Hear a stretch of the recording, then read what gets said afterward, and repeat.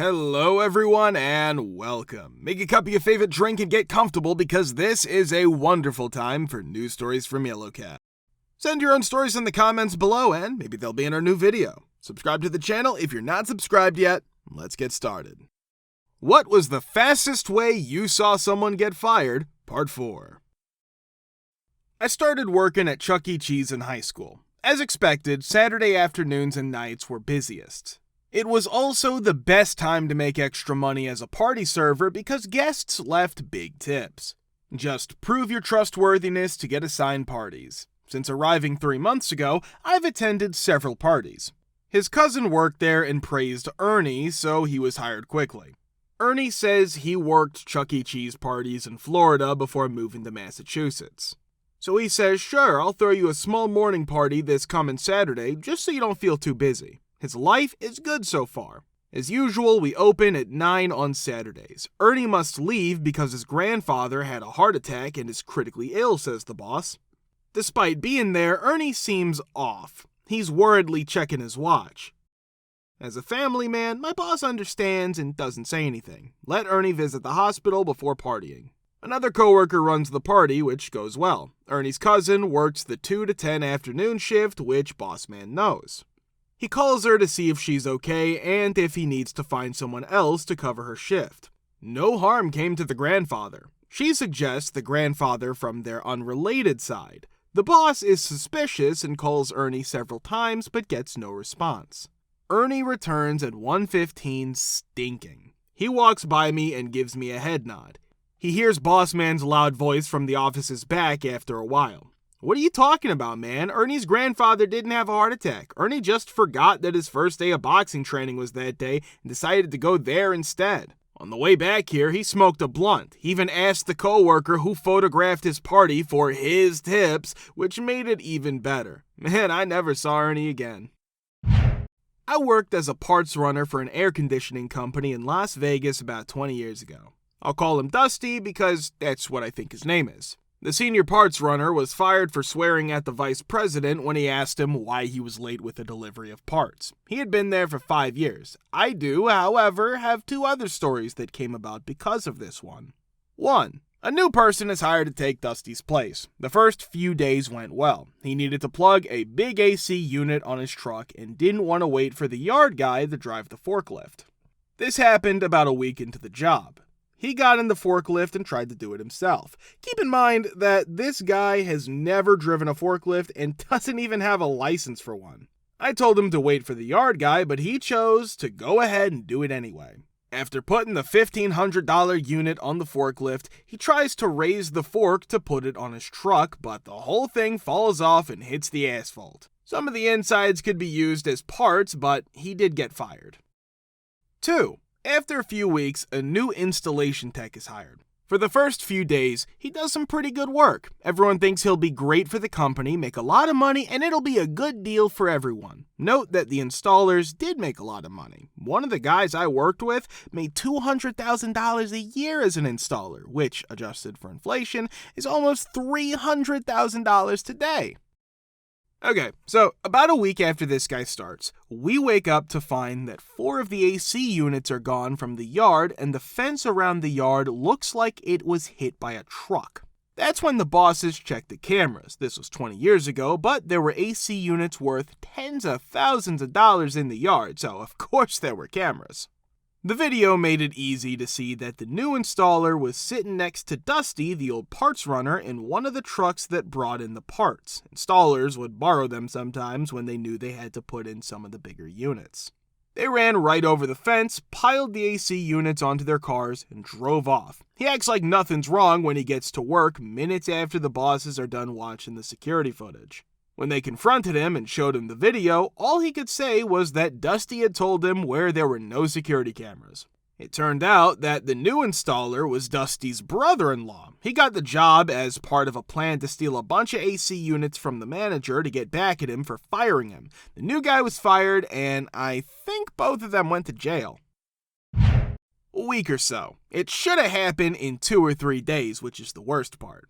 I worked at a very popular restaurant in our town. It looks like an American bistro. I mostly ran food, but sometimes I worked at the expo when my shift wasn't full. My job was fine. I mostly put up with it because I hoped to be able to switch roles soon, but that's not the point. This new guy, who's about a year younger than me, was my trainee. He said he quit college and was looking for work or a job to save him money while he thought about what he wanted to do. He did it pretty well. He didn't get the part about speeding up, and I will admit that our screen is a little hard to understand if you've used a different system before, but it's not too hard. He did a good job as a food runner. You learn as you go, and the place is pretty lenient with slow starters because people in my position usually have two jobs, running food and managing the server side of the line.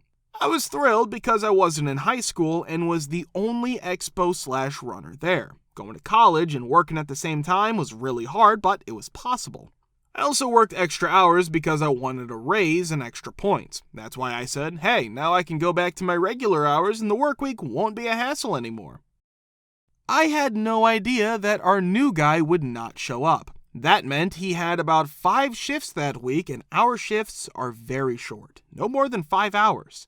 You can only do that on Friday and Saturday nights. He got one Friday night with a regular Friday crew so he could learn how to work a busy shift, and some day and night shifts during the week. The weekday shifts let you take it easy and slowly so you can get used to the place, and the weekend shifts let you not be a burden but also learn how to pace yourself and push yourself to go faster. He didn't show up for his very first shift. He called me to tell me that his apartment had flooded. Things like that do happen, so I offered to work the extra shift and the boss agreed. That day, I worked twice as much.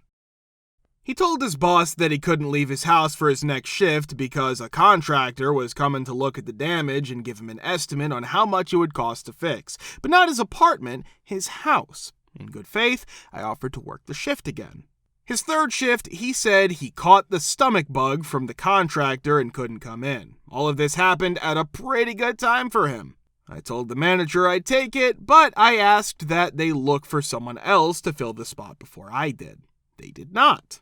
Turned out that I worked every shift that guy had except for the ones on Friday and Wednesday nights because I had classes. He was fired after calling out for 6 days in a row. I think he should have been fired after the third call. His call-outs let him stay for a week even though he hadn't worked any shift. That's not good. After 2 weeks, I quit and told my boss that was one of the reasons. In the right places, they're not strict enough. Let people do what they want, but only if it doesn't hurt other workers and only in certain areas. Why do your neighbors and/or your HOA have such a bad reputation? Part 4. My crazy old neighbor. The landlord told us to stay away from them when we first moved in, but I tried to be nice. Before I got married, everything was fine. Our neighbor, who is in her 80s, or very close to it, offered to watch our dogs over and over again while we went on our 7-day honeymoon cruise.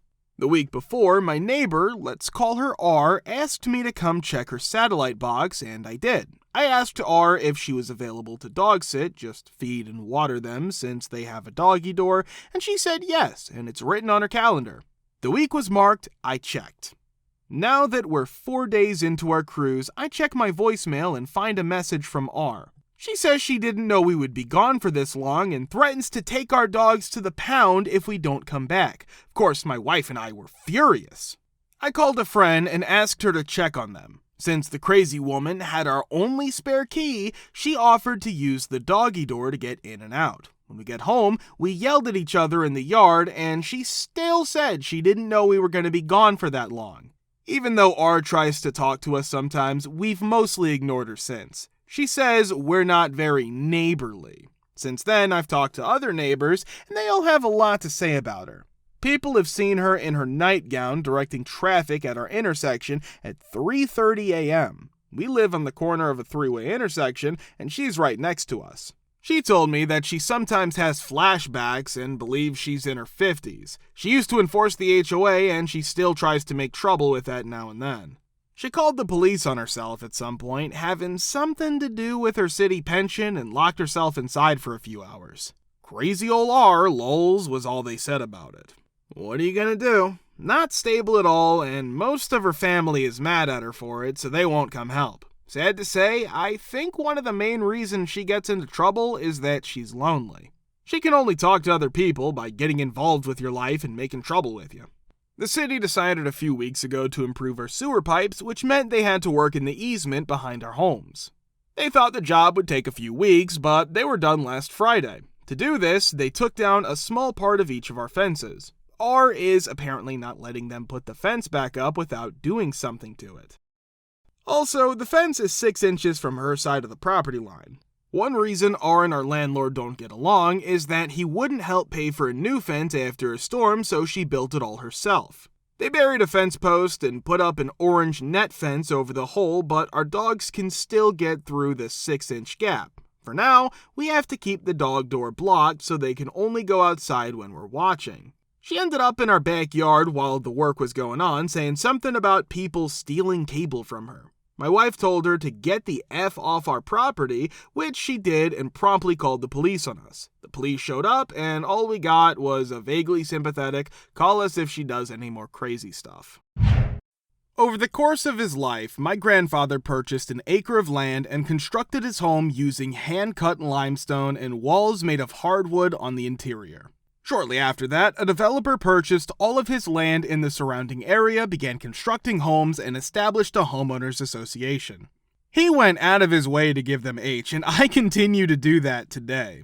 I still have enormous oak trees and maple trees that have been here ever since the house was constructed, despite the fact that trees that are taller than a certain height are prohibited. In addition, lawns are supposed to be maintained in a particular manner, and you won't find any grass growing beneath any of my trees. Dirt makes up half my yard. Despite the fact that I despise it, I have a gravel driveway because I'm spiteful. In spite of the fact that I have a garage, I park my car and truck in the yard so that I can kill more of the grass inside. I leave the door to the garage open so that everyone can see my lawnmowers and other belongings that I have thrown around. I continue to receive letters from them in which they inform me of things that I need to do, and they also send me fines in the mail, which I never pay. As a result of the fact that I also arrive home late with my loud truck, they initiated a mechanism in which they would close the gate at midnight, and I drove through it. I simply leave my garbage can at the road, and as a result, it has been knocked over and stolen on multiple occasions. I've been forced to install security cameras that cover the entirety of my home, and I've even directed a few of them towards the homes of my neighbors, whom I do not know well, simply out of spite. It has been almost 60 years since my family has called this house home, and I have high hopes that my children will continue to be a nuisance to them after I'm gone. When a neighbor was building a house, he made a mistake and built his entire house on my property, which is a large piece of land with 2 enormous clearings that are connected to 2 roads but are separated by a large isthmus of trees.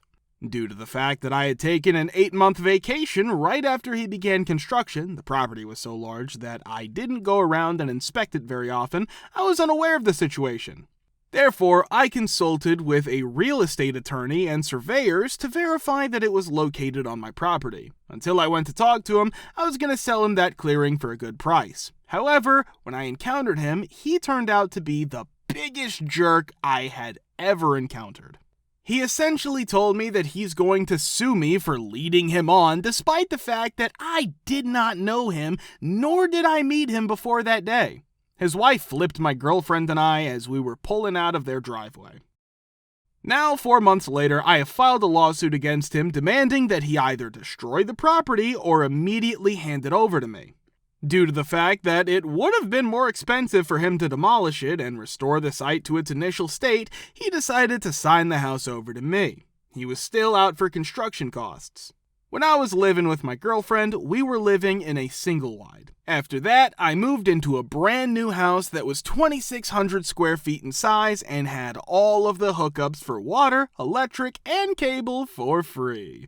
The land was purchased for almost nothing, and it was sold for almost 50 times its original value. If you want to watch the part 3, click the link here. We're very glad to see you all in the comments again. Many thanks for your support.